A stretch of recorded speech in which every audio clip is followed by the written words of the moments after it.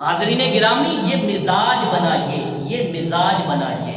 باتیں کڑوی ہیں، لیکن یاد رکھیے کہ جب بیماری کا علاج کرنا ہو تو کڑوی دوائی سے ہی اس کا علاج کیا جاتا ہے۔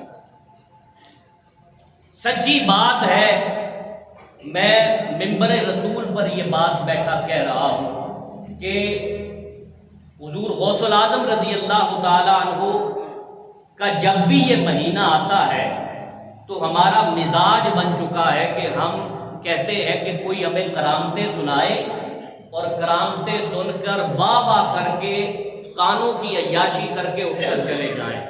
میں سچی بات منبر رسول پر بیٹھ کر کہہ رہا ہوں کہ میں اس کو اب اپنا منصبی جرم سمجھتا ہوں، کیونکہ عملی طور پر ہم اتنی زیادہ گراوٹ کا شکار ہیں کہ اب منبر سے ایسی باتیں منصبی جرم تصور کی جائیں۔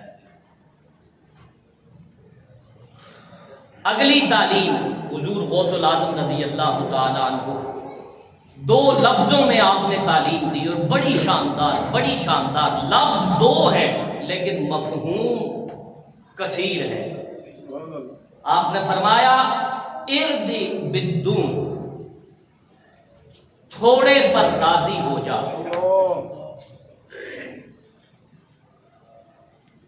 ادھر قرآن مجید بھی انسان کو جھنجھوڑ کر کہہ رہا ہے کہ الہاکم التکاثر، اے انسان تجھے کثرت کی خواہش نے ہلاک کر دیا، ہلاکت میں ڈال دیا۔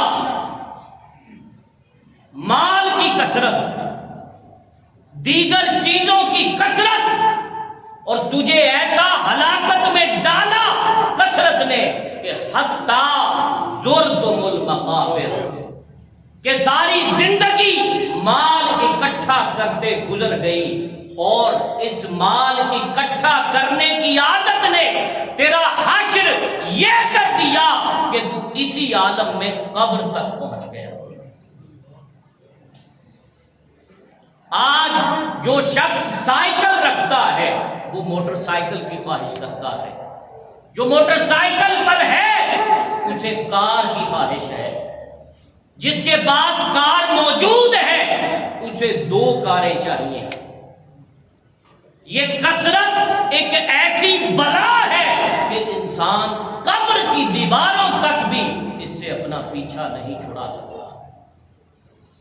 حضور غوث الاعظم نے بتا دیا کہ انسان اگر تو اپنی بھلائی چاہتا ہے، اگر تو یہ چاہتا ہے کہ تو قبر کی دیواروں تک اس عالم میں نہ پہنچے، تو پھر دو لفظ ہیں ارد بدون، تھوڑے پر راضی ہو جا۔